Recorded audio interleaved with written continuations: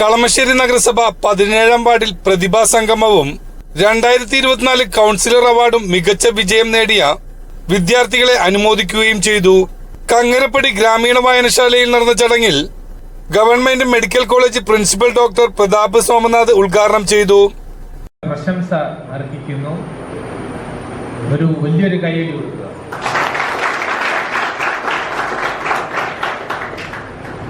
എന്നെ ഇതുപോലത്തെ ഒരു സൽക്കർമ്മത്തിന് ക്ഷണിച്ചതിന് ഞാൻ വളരെ നന്ദിയുള്ളവരാണ്. SSLCയും +2 ബിരുദവും ബിരുദാനന്തര ബിരുദവും പഠിച്ച് നല്ല നിലയിലെത്തിയ ആൺകുട്ടികൾക്കും പെൺകുട്ടികൾക്കും ഇതൊരു നല്ലൊരു പ്രചോദനമായിരിക്കും.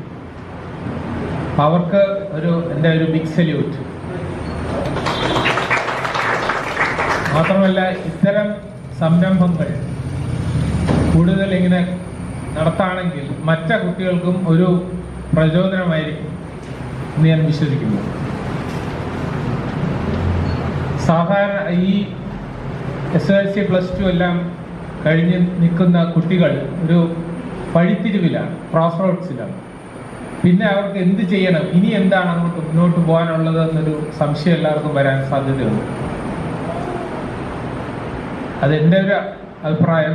നമ്മുടെ മാതാപിതാക്കളാണെങ്കിലും കുട്ടികളാണെങ്കിലും കുട്ടികൾക്ക് ആ സമയത്ത് ഒരു ഡിസിഷൻ എടുക്കാൻ പറ്റുന്ന പ്രായം ആയിരിക്കണമെന്നില്ല.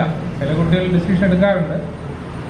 മാതാപിതാക്കൾ സഹായിക്കാൻ ശ്രമിക്കും. പക്ഷെ ചിലപ്പോൾ നിർബന്ധിച്ച് കുട്ടിയെ മാറ്റി ഒരു ഡോക്ടറാക്കണം, എഞ്ചിനീയർ ആക്കണം, IAS ആക്കണം എന്ന് വിചാരിച്ച് പ്രഷറൈസ് ചെയ്യുന്ന ഒരു സംഭവം നമ്മൾ സൊസൈറ്റിയിൽ കാണാറുണ്ട്.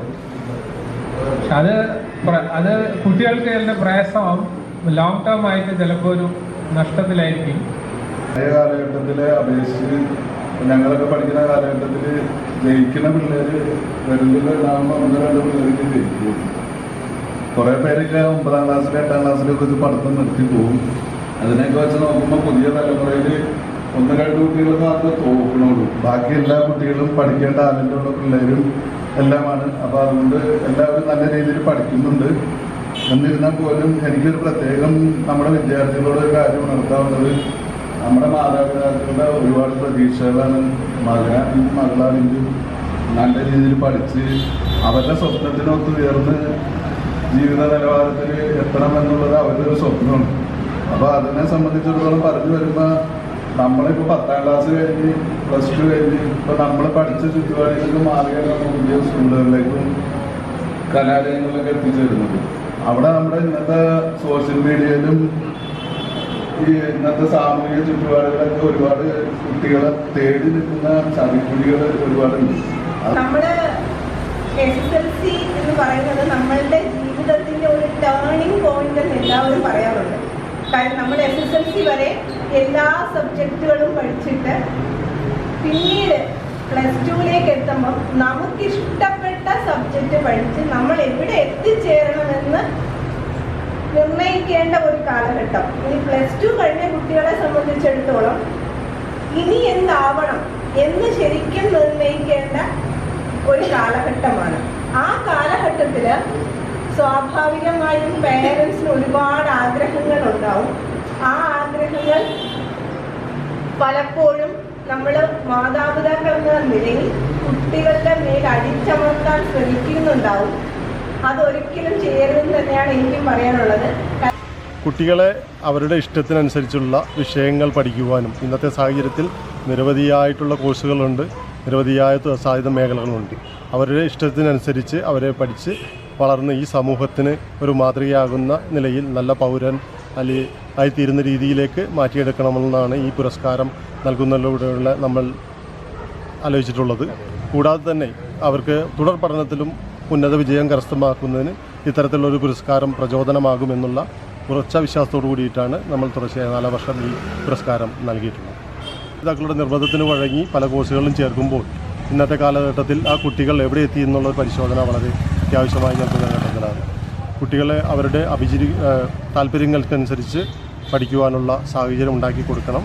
അതനുസരിച്ച് അവർ നല്ല രീതിയിൽ വളർന്നു വരുവാനുള്ള സാഹചര്യം. നമുക്കറിയാം, ഇന്ന് നവമാധ്യമങ്ങൾ ഉൾപ്പെടെയുള്ള വലിയ രീതിയിലുള്ള ചതിക്കുഴികൾ ഒളിച്ചു നിൽക്കുന്ന കാലഘട്ടമാണ്. അപ്പോൾ അതിൽ നിന്നെല്ലാം അവർ സ്വന്തമായി തന്നെ അവരുടെ കഴിവുകൾ പുറത്തെടുപ്പിക്കുന്നുണ്ട്.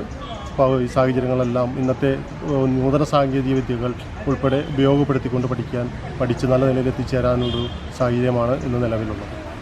ഈ അവാർഡ് കിട്ടിയതിൽ വളരെയധികം സന്തോഷമുണ്ട്. ആദ്യമായിട്ടാണ് എനിക്ക് ഇങ്ങനത്തെ ഒരു അവാർഡോ ഇങ്ങനൊരു ഫംഗ്ഷനിൽ വിളിച്ച് ഇങ്ങനെയൊക്കെ തരുന്നത്. വളരെ സന്തോഷമുണ്ട്. കുറേ കഷ്ടപ്പെട്ടിട്ടാണ്, പക്ഷേ ഈ കഷ്ടപ്പാടിനൊക്കെ പുറമെ എൻ്റെ മാതാപിതാക്കളുടെ കരങ്ങളാണ്. അവർ എന്നെ പ്രചോദിപ്പിച്ചതും അവരുടെ കഴിവാണ് എനിക്കിന്ന് ഇത് കിട്ടാൻ കാരണം. എനിക്കിനി വരുന്ന എല്ലാവരോടും പറയാനുള്ളത് അത് തന്നെയാണ്, മാതാപിതാക്കളെ അനുസരിക്കുക. കാരണം അവർക്കറിയാം നമുക്ക് എന്ത് വേണം, നമുക്ക് എന്താണ് ശരിയെന്നറിയാം. അപ്പോൾ അവർ പറയുന്നത് കേട്ട് കഴിയുമ്പോൾ നമ്മളുടെ ജീവിതം കുറച്ചും കൂടി മികച്ചതാവുകയുള്ളൂ. അവരുടെ ഒപ്പീനിയൻസ് നമ്മളത് അനുസരിക്കണം. പിന്നെ ഇനി പഠിത്തതാണേലും എൻ്റെ മാതാപിതാക്കൾ ഇങ്ങനെ ഓരോ ഓപ്ഷൻസ് വെച്ചിരുന്നു. ഞാൻ കമ്പ്യൂട്ടർ സയൻസാണ് പോകാൻ ഉദ്ദേശിക്കുന്നത്. ഇപ്പോൾ 10ൽ എനിക്ക് കിട്ടിയതുപോലെ +2വും ഇനി എൻ്റെ മുന്നിൽ കാണുന്ന എല്ലാ വിദ്യാഭ്യാസ സ്ഥലങ്ങളിലും ഇതുപോലെ തന്നെ എനിക്ക് മേടിക്കണമെന്ന് ആഗ്രഹമുണ്ട്. നിങ്ങളോടും എനിക്ക് അതാ പറയാനുള്ളത്. ഉന്നത വിജയത്തിലെത്തുക. എപ്പോഴും പെർഫെക്റ്റ് ആയിരിക്കണമെന്ന് ഞാൻ പറയില്ല, പക്ഷെ നമുക്ക് പറ്റുന്നത്, നമുക്ക് മികച്ചത് നമ്മളവിടെ പ്രകടിപ്പിക്കണം. നമുക്ക് വേണ്ടിയാണ് ഈ വിദ്യാഭ്യാസം. അപ്പോൾ നമ്മളത് മാക്സിമം യൂട്ടിലൈസ് ചെയ്ത് നമുക്ക് പറ്റുന്നത് നമ്മൾ ചെയ്യുക. നമുക്ക് ഇതല്ലാണ്ട് വേറൊന്നും ചെയ്യാനില്ലല്ലോ. മാതാപിതാക്കളെ നമ്മൾ സന്തോഷിപ്പിക്കുക, നമുക്കത് മാത്രമേ ഉള്ളൂ. ഇപ്പോൾ മാതാപിതാക്കൾ മാത്രമല്ല, നമ്മൾ മാതാപിതാക്കളെ പോലെ തന്നെ നമുക്ക് മുൻഗണന കൊടുക്കേണ്ടതാണ് നമ്മുടെ ചുറ്റുപാടുള്ളവരും നമ്മുടെ അധ്യാപകരും. ഇവരും നമ്മൾ സ്വന്തം മക്കളെ പോലെ കരുതുന്നവരാണ്. അപ്പോൾ അവരുടെ വാക്കുകളും കൂടെ നമ്മളൊന്നും കൂടെ ശ്രദ്ധിക്കണം. ഇപ്പോൾ അധ്യാപകരാണെങ്കിൽ നമ്മളെ ഇത്രയും കൊല്ലം കണ്ടവരാണ്, ഒരു കൊല്ലം മുഴുവൻ അല്ലെങ്കിൽ പല കൊല്ലങ്ങളായിട്ട് നമ്മളെ കാണുന്നവരാണ്. അപ്പോൾ അവർക്ക് നമ്മളെ അറിയാം. നമ്മുടെ ചുറ്റുപാടുള്ളവരാണെങ്കിലും നമ്മൾ ശ്രദ്ധിക്കുന്നുണ്ട് അവരെ. അപ്പോൾ അവരുടെ വാക്കുകളും മാതാപിതാക്കളുടെ വാക്കുകൾ പോലെ തന്നെ അതിന് മുൻഗണന കൊടുത്ത് നമ്മൾ ജീവിതത്തിൽ അവരുടെ ഉപദേശങ്ങളും എല്ലാം കൊണ്ട് മുന്നേറാൻ നമ്മൾ ശ്രമിക്കണം. ഇതൊക്കെ കൊണ്ട് നമുക്ക് നല്ലത് വരാനുള്ളൂ. കാരണം അവർക്ക് നമ്മൾ തളർത്തണമെന്നോ ഒന്നും ഉണ്ടാവില്ല. നമ്മളുടെ നല്ലതിന് വേണ്ടിയാണ് അവർ പറയുന്നത്. അപ്പോൾ നമ്മളത് ഉൾക്കൊള്ളാനും ശ്രമിക്കേണ്ടതാണ്. കളമശ്ശേരി നഗരസഭ വിദ്യാഭ്യാസ standing committee chairman KH Subair മുഖ്യാതിഥിയായി. Ward councillor PS Biju, doctor P Soni തുടങ്ങിയവർ പരിപാടിയിൽ പങ്കെടുത്തു.